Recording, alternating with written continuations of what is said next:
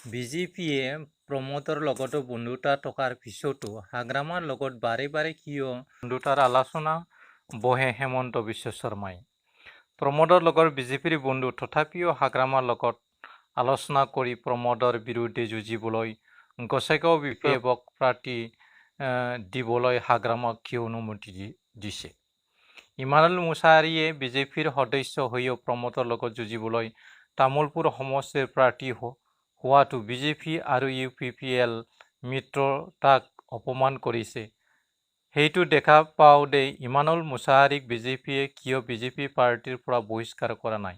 BTCত চৰকাৰ গঠন কৰিবলৈ প্ৰমোদ বৰক পোৱাৰ পিছতো হাগ্ৰামাৰ লগত মিত্ৰতাৰ নামত আলোচনা কৰি থকাৰ পৰা ৰাইজে কি বুজি পায়?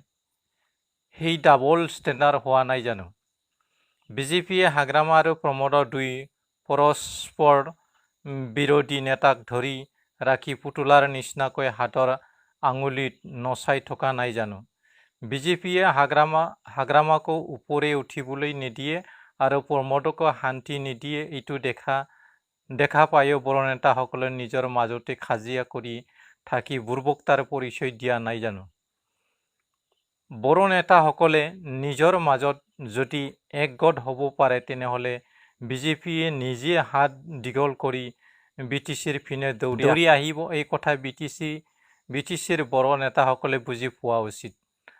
বাতৰি চেনেলবোৰত বাৰে বাৰে ওলাই থকা প্ৰমোদ বৰয়ে BTCৰ চিফ হৈ থাকিব, কেতিয়াবা হাগ্ৰামায়ে পুনৰ BTCৰ চিফ গাদীত আহিব ইত্যাদি কথাবোৰ যে বিজেপিৰ ধমকি আৰু এই ধমকিবোৰৰ দ্বাৰা বিজেপিয়ে কিবা এটা ডাঙৰ গ'ল দিবলৈ গেম খেলি আছে, এই কথা বড়ো নেতাসকলে বুজি পোৱাত দেৰি কৰাটো দুৰ্ভাগ্যজনক বুলি ক'ব লাগিব।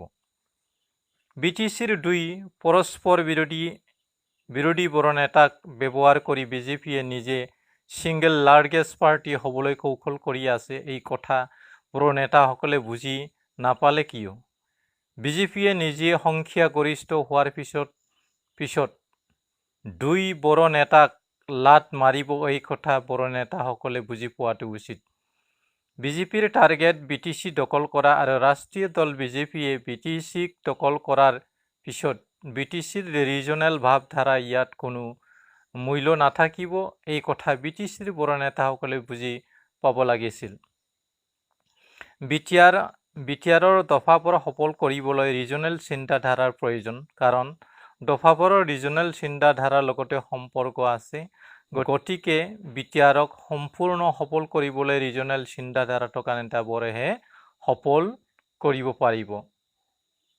শুই যোৱা মানে নিজকে পাহৰি যোৱা, সপোন দেখা মানে কল্পনা ৰাজ্যত বাস কৰা।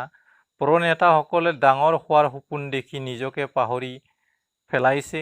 গতিকে ডাঙৰৰ লগত সংগ কৰিবলৈ কেতিয়াও চিন্তা নকৰিব।